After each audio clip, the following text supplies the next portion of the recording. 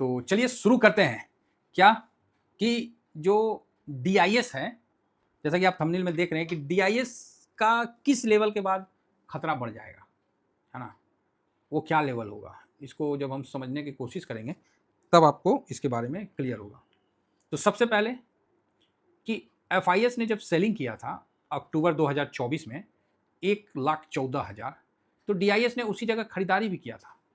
ठीक है, 107 लाख करोड़ का बाइंग किया था। अच्छा है, उसके बाद DIS के पास पैसा आया और FIS ने जैसे कम किया तो DIS ने भी वैसे कम किया। फिर FIS ने बेचा तो DIS ने फिर खरीदा, फिर FIS ने बेचा तो DIS ने उससे ज़्यादा खरीदा। मतलब इस तरह से जब FIS ने नहीं बेचा तो DIS ने फिर भी खरीदारी किया, और जब FIS ने खरीदारी किया तो DIS ने और जोर लगा के खरीदारी किया। तो ये खरीदारी बिकवारी के जो चाल है, इसमें DIS ने बहुत अच्छा पार्ट अभी तक निभाया है। बिल्कुल, जिसलिए DIS का गठन किया गया था और सरकार के द्वारा जो इन पे लगाया गया नियम कानून, उसके तहत ये बड़ा बढ़िया काम आपको करके दिखा रहे हैं। ठीक, क्या कोई ऐसा लेवल है जिसके आने के बाद ये खतरा बढ़ जाता है? मन में होगा ना? तो आइए उस पर हम चर्चा करते हैं। तो सबसे पहले FIS 25 में 300 करोड़ बेचा, 306। ठीक है, अब तो इतना ज़्यादा हो गया कि पढ़ने में भी दिक्कत हो रहा है। 3,06,000 करोड़ बेचा जो भी है, और DIS ने 7,88,000 करोड़ का। ठीक है, चलो जी, बहुत बढ़िया। उसके बाद 2025 में आ जाते हैं, 26 आ गया, 25 में तो ये डाटा था, डबल खरीदा। 24 में भी 3 लाख करोड़ बेचा, तो यहाँ भी 5,27,000 करोड़ की खरीदारी किया। तो ये तो ठीक है। तो अभी किसी समय DIS ने हाथ रोका, तो वो आता है 2020 का समय, जब FIS ने 66,000 रुपया लगाया, 65,000 करोड़ लगाया, और DIS ने 35,000 करोड़ की बिकवाली की। तो इस समय एक डाटा निकल के आया जब DIS उल्टा बेचा था। कब? कोरोना के टाइम में। तो रिडेम्पशन आ गया होगा, जो भी होगा, तो भाई गिरावट हुआ। तो यहाँ ये तो क्लियर हो गया कि निफ्टी जो है पहले FIS से थोड़ा प्रभावित होता था, और एक डाटा बहुत क्लियर आया कि DIS की खरीदारी जो है वो निफ्टी को ऊपर धकेल के रख रहा है।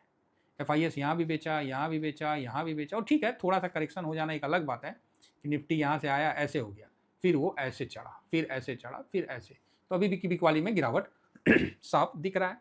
लेकिन जिस तरह से DIS में पैसा आ रहा है, तो हो सकता है कि 2026 के लास्ट में इसके भी ऊपर 7 लाख करोड़ से भी ज़्यादा की खरीदारी करे, क्योंकि अभी आपको 3 महीना हुआ नहीं, मार्च चल रहा है। 1,34,000 करोड़ का FIS ने बेचा, और DIS ने इसी जगह 2,08,000 करोड़ का खरीदारी किया है। ठीक है, लेकिन ये खरीदारी बहुत ज़्यादा नहीं बोलेंगे, लेकिन कम भी नहीं बोला जाएगा। तो ये तो कैश का है।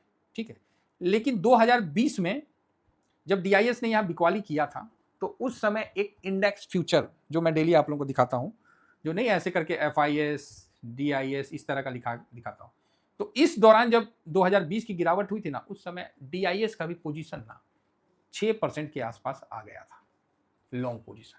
ठीक है, तो वहीं से वो डर निकल के आया कि भाई DIS अगर बिकवाली कर देता है तो कोई माई का लाल मार्केट को बचाने वाला नहीं है। ये चीज नोट रखिएगा, कोई नहीं बचा पाएगा, है ना? अब आते हैं कुछ इंपॉर्टेंट डाटा जो कि आपके सामने मैं रखता हूं कि अक्टूबर में एक बिकवाली, अक्टूबर 24 को जो हम लोग बिकवाली देखे थे, तो अक्टूबर का लास्ट दिन 30 तारीख तक, 2 दिन पकड़ते हैं, तो 30 और 31, तो 30 तारीख तक DIS का पोजीशन जो था, और FIS का पोजीशन दोनों लिख देता हूं, जिससे क्या है कि आपको अनुमान लग जाएगा। FIS 35.65 थे, जो कि 31 को 22.26 हो गए।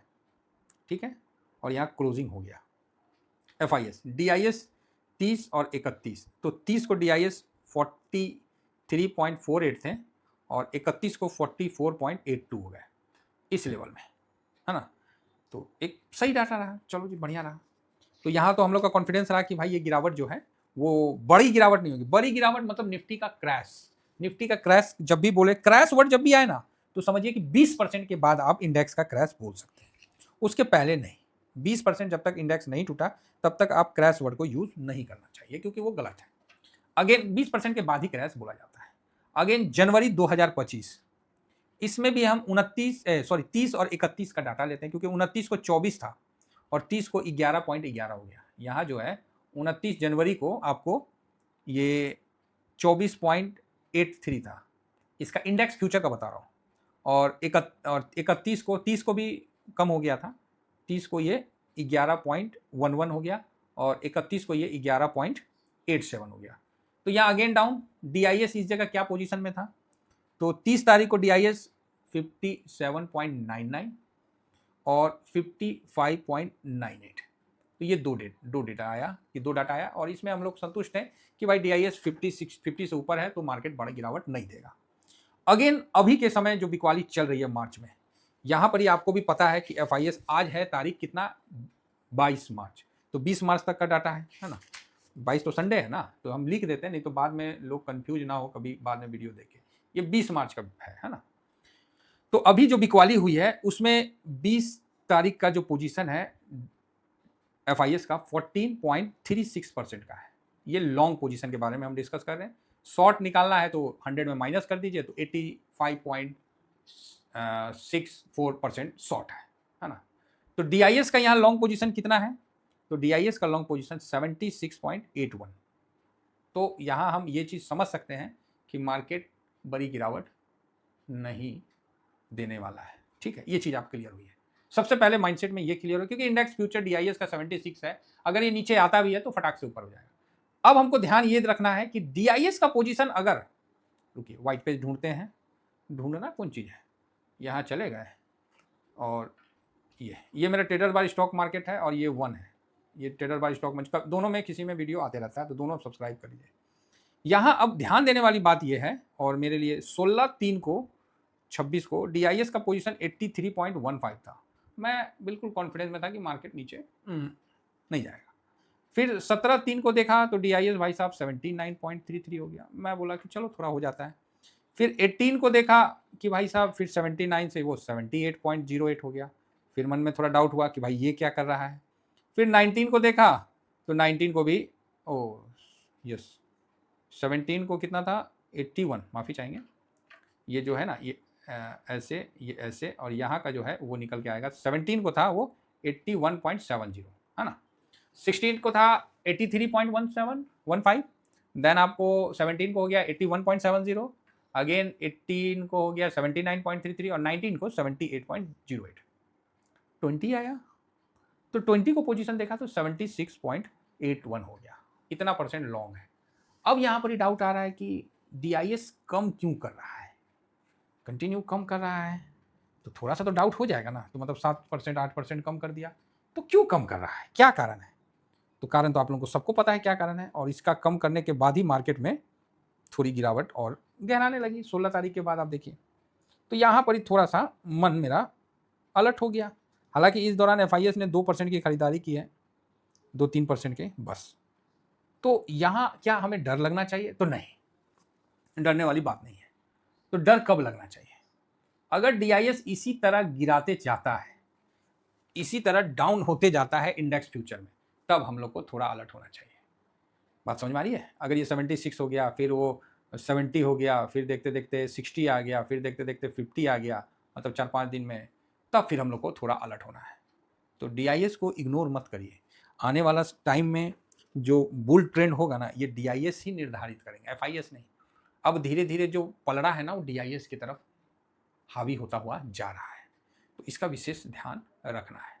तो DIS का अगर इंडेक्स फ्यूचर में डाटा कम होता हुआ कंटिन्यू जा रहा है, तब आपको एक बहुत बड़ा खतरा नज़र आएगा। वो खतरा ऐसा है कि आप निफ्टी को, अगर ये 60 से नीचे और 50 से नीचे जाने लगा, तब आप निफ्टी का एक अनुमान बना सकते हैं कि निफ्टी वहाँ से 14,000 भी जा सकता है। समझ रहे बात को? बड़ी गिरावट फिर हम लोग मतलब एक करेंगे। अगर DIS नहीं गया तब तो फिर ठीक है, 1000 पॉइंट के अंदर में हम लोग भी वापस हो जाएंगे। तो ये चीज़ का ध्यान रखिए। अगर DIS का पोजीशन इसी तरह गिरता जाता है तो फिर आपको अलर्ट होना है। तो उम्मीद करता हूँ कि DIS का इंडेक्स फ्यूचर से आपको क्या गाइड, इसके लिए कोई इंडिकेटर नहीं है, इस सब चक्कर में मत रहिएगा। जो पोजीशन होता है ना उस पर आप फोकस रखिएगा। अगर इसका इसी तरह गिरता जाता है तो फिर आपको सावधान होना है। और मैं तो हूँ ही, मैं तो बता ही दूंगा। अब ये चीज़ अभी तक कोई नहीं बताया है, तो इसीलिए हम आपको पहले ही बता रहे कि DIS का ध्यान रखना है इंडेक्स का। इंडेक्स फ्यूचर मतलब उसमें 5 इंडेक्स आते हैं, Nifty, bank Nifty, Nifty next 50, finance, ये सारे ETF मतलब इंडेक्स उसके अंदर आते हैं। अगर उसमें DIS का पोजीशन जो कम हो रहा है और आगे भी कम होता चला जाता है, तो ये एक अलार्म सिस्टम है, उसको देख के अलर्ट हो जाना। हाँ, अगर कल DIS फिर बाइंग में आ जाते हैं या 70 तक आते हैं, फिर बाइंग में आ जाते हैं, तो हम भी पॉजिटिव हो जाएंगे। तब तक अपने को कॉशियस में रखना है, उत्साहित नहीं। सर ये मार्केट है, बड़ी बड़ी गिरावट देता है सर, धुआं फाड़ देता है, बता रहे ना, धोती को फाड़ के रुमाल कर देता है। कहावत नहीं है कि धोती को फाड़ के रुमाल में यूज़ कर लेगा? बताइए, इतना लंबा चौड़ा धोती होता है, उसको रुमाल बना देता है। ये मार्केट है, शेयर बाजार है, और आपके पास कैश नहीं है ना, तो भाई साहब आपको ना तितर बना देगा ये मार्केट। बोलते हैं ना कि शरीर में खून और पोर्टफोलियो में कैश नहीं है, खत्म। एक राहुल भैया नहीं बोलते हैं खत्म, बस खत्म, मार्केट खत्म। ये हमेशा ध्यान रखिएगा। डीआईएस में जैसे पॉजिटिवनेस बढ़ने लगेगा तो हम भी पॉजिटिव हो जाएंगे। बाकी ये कोई इन्वेस्टमेंट का सलाह नहीं है, एक मार्केट का एक चाल है। अब यही चाल फाइनल चाल भी नहीं होता है, कई चाल होते हैं, तो आपको सब जगह नज़र रखना पड़ता है। जिस तरह घर में लेडीज़ कैसे खाना बनाती है, तो बोली कि नहीं हम तो गैस से जलाएंगे, हम चूल्हा पे हम बर्तन नहीं रखेंगे। अब चूल्हा पे बर्तन रख दी तो बोली नहीं अब हम इसको नहीं उतारेंगे, तो जल के राख हो जाएगा। तो समझिए एक गृहिणी कैसे मेंटेन करती है हर चीज़ को, गैस जलाना, नमक डालना, चीनी डालना, जो भी ये सब चीज़ करते हैं ना। हम लोग क्या है, राशन ला के देते हैं, राशन लाने से खाना बन जाएगा। अरे खाना बन भी गया, स्वादिष्ट कहाँ से बनेगा? तो उसी तरह है शेयर मार्केट, क्या है कि आपको रिटर्न बनाना है, और रिटर्न बनाने के लिए जो चीज़ चाहिए, ईंधन, वो आपका कैश है। तो कैश नहीं रहेगा साहब तो आपका तो खाना बनेगा ही नहीं। समझ गए? घर में सब कुछ है, गैस से नहीं है तो कैसे बनाइएगा?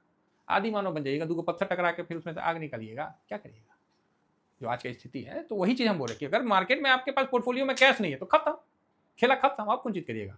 कुछ नहीं कर सकते। तो इसीलिए विशेष ध्यान रखिए, हार्वेस्टिंग करके, कैश फ्री करके, जो भी है आप अपने हिसाब से उसको आराम से रखिए। फिलहाल मेरा ये अपना टेलीग्राम है, तो टेलीग्राम को जरूर ज्वाइन करिए, और जैसा होता है मैं आपको बता देता हूँ। इतना ही कहकर अपनी वाणी को विराम देना चाहूँगा। Thank you very much. जय हिंद, जय भारत।